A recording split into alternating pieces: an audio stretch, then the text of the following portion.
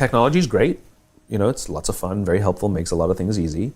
But like anything in the world, there is too much of a good thing. And I think one of the things we don't talk about is what is the balance of technology in our lives. And I would argue that for many of us, it's out of balance. We know that the chemical dopamine is released whenever we get a bing, buzz, flash, or beep from our phone or email. Dopamine is the exact same chemical that's released in alcohol, nicotine, and gambling. In other words, it can be addictive if left unbalanced. A little alcohol is great. Too much alcohol, not so great. Gambling is fun. Too much gambling, really bad. Technology is wonderful. Too much technology can be very destructive and destroy our relationships, like all addictions destroy our relationships. And so one of the things we're not considering is what is the right balance. If you wake up in the morning and you check your phone before you say good morning to your spouse, that's a problem. If you have phantom beeps, that's a problem. That comes from something. If you find yourself incapable of getting through a day without needing to check, that's a problem. Now, where it gets really dangerous is with kids. So almost all alcoholics on the planet discovered alcohol when they were children. When we're very, very young, the only thing we need is the approval of our parents. When we go through adolescence, we now need approval from our peers. Frustrating for our parents, very important for us because it allows us to acculturate outside of our immediate families into the larger group. Very stressful time, and we're supposed to learn in this time of anxiety to rely on our friends, to reach out to our friends for help. That's what we're supposed to learn. Some people, quite by accident, discover alcohol. And then they learn the numbing effects of dopamine actually help them get through the stress of adolescence. This connection, unfortunately, becomes hardwired. And so for the rest of their lives, when they face any kind of financial, career, or social stress, they don't turn to a person, they turn to the bottle. Now, we have age restrictions on alcohol, cigarettes, and gambling, because we know that an immature mind is not yet strong enough or mature enough to deal with the powers of these addicting chemicals, these addictive chemicals, right? So we put an age limit. We have no such age limit or age restriction on social media or cell phones.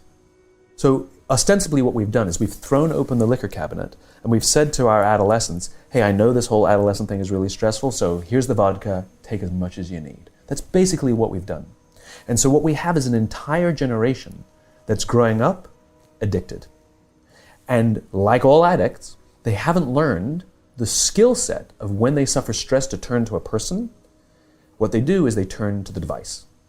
And what that only does is increase senses of isolation and loneliness and can actually destroy relationships. We've all had the experience where you're with somebody walking down the street in a meeting, out for dinner, whatever, and they pull out their phone and you feel like an idiot, right? Or when you're talking to them and they're going, and you're sort of like, what's the point of this? Now take an entire generation that has no memory of a time before the device. We at least can reference times before cell phones and internet and social media. We at least have a point of reference. They don't.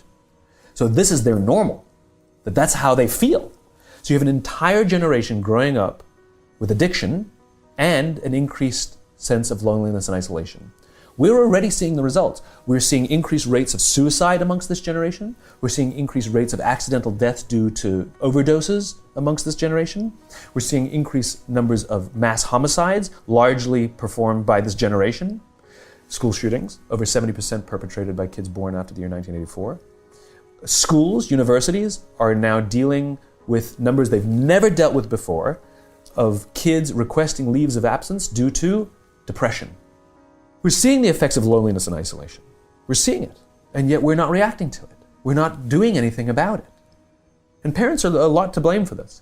Because parents, there are some schools who want to restrict phones in the schools, and it's the parents who demand that they keep their phones in case of emergencies.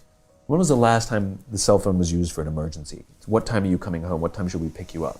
And if there is an emergency, you call the office, and they know what classroom the kid's in, and in 5 minutes, they'll bring the kid to talk to you on the phone. The old way worked just fine. Innovation, it has to solve a real human problem. What human problem exactly did we solve by compressing the 5-minute time frame? We added to the problem, we didn't solve it. So that's one huge problem. It will get really worse. So combine that with the fact, so you have an addicted generation that doesn't have the skill set to ask for help. Combined with the fact that they're so good at Facebook and Instagram, they're good at putting filters on everything. So they're good at showing you how smart and strong they are. These kids who commit suicide, you go look at their Instagrams, you would have no clue that they were depressed because they're happy and they're star athletes. You'd have no clue because they're really good. So when we say silly things like, my door is always open, you're assuming they have the courage to come in. Combined with the fact that they're subject largely, not all, but too many, to a failed parenting strategy. Because their parents told them they were special, they could have anything they wanted, they can be anything they want, they got medals for coming in last, which by the way we know doesn't work. It devalues the medal for the one who comes in first, and the one who came in last, it makes them feel stupid because they know they didn't deserve it. The kids got into honors classes not because they deserved it, but because the parents complained. And some of them got good grades not because they earned them, but because the teachers didn't want to deal with the parents. And then the kids graduate college, and they get a job, and in an instant, they find out they're not special. They don't get anything for coming in last. Their parents can't get them a promotion, and you can't have whatever you want just because you want it. And so you have an entire generation growing up with lower self-confidence than previous generations. So you have lower self-confidence than previous generations, combined with an inability to ask for help with things that you're struggling with, and you turn to social media or a device, you keep checking, you count your likes, you count your followers, and if somebody unfriends you, oh my God, it's trauma. The way they break up with each other is they just ghost each other, just cut each other out and stop returning texts and returning phone calls because they don't have the skill set to say, hey, it's not working out. It's not me, it's you. There's no closure on things. Combined with the fact there's an institutionalized impatience. So they've grown up in a world of instant gratification. You want to buy something? You go on Amazon, it shows up the next day. You want to get in touch with someone? You don't leave a message on their machine and wait 4 hours for them to get the message. You just text them and they get back to you immediately. You want to watch a movie? You just log on and watch it. You don't have to check movie times. You want to get a date? Swipe right. You don't even have to muster up the courage to go up and like, hey, You don't have to. There you go, got a date. And so the problem is, they're accused of being entitled. I don't think they're entitled at all. Not at all. I think they're impatient. I keep meeting these fantastic, smart, driven, ambitious, idealistic, fantastic kids who graduated school, they got a job, they want to make an impact in the world, and I go up to them and say, how's it going? And they say, I think I'm going to quit. I'm like, why? They're like, I'm not making an impact. I'm like, you've been here 8 months. It's as if they see the summit of a mountain. They're standing at the foot of a mountain, they can see the summit, they can see the thing they want, I want to make an impact. What they don't see is the mountain, this large, immovable object. You can go up fast, you can go up slow, I don't care, but there's still a mountain. What they don't understand is that life, that relationships, and career fulfillment are a journey. There's no app for that. I got nothing. You gotta go through the slow, plodding, annoying, meandering process called career and life.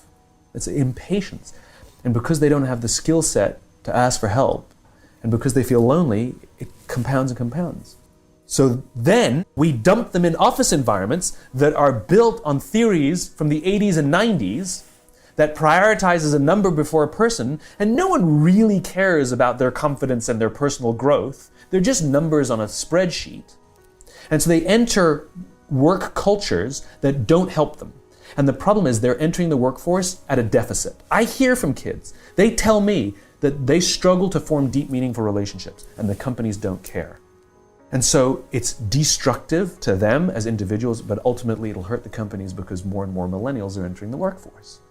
I believe that now the responsibility on companies is even greater than it's ever been before to take care of its people. Because if the environments in which we're asking our youngest workers to work in isn't built to help them, I can't even imagine what the suicide and homicide and just the rates of depression, and accidental deaths due to overdose are going to look like in the future. It's going to reach epidemic proportions. The statistics are already alarming, and yet nobody's sounding any alarm bells. Parents have to intervene. We have to stop giving our kids free access to social media and phones at young ages. They are not ready for it. Their minds cannot cope with the dopamine. Balance is fine. You can give a kid a phone, but they can't use it in their bedroom. They can't have it at the dinner table. They can't take it to school. They can only have it up to a certain hour, and you take it away. They're children. You can take the phone away. But as companies, we now have to deal with the influx of kids that are coming into our companies with addiction. Watch, I see it all the time. Walk through any office. You'll see the older employees have their phones on the sides of their computers as they're working. You'll see the youngest employees have their phones face up in front of their keyboards between their arms as they're working. And this is how they work.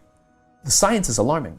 They did experiments on mice where they did the multitasking. They put flashing lights to mimic going from the computer to the cell phone, the computer to the cell phone to the TV. The mice that were exposed to the changing lights, it took them 3 times longer to solve a maze than the mice that weren't, and the damage was permanent. It didn't improve when they stopped the lights. So what some families are doing, here are some of the strategies that are out there.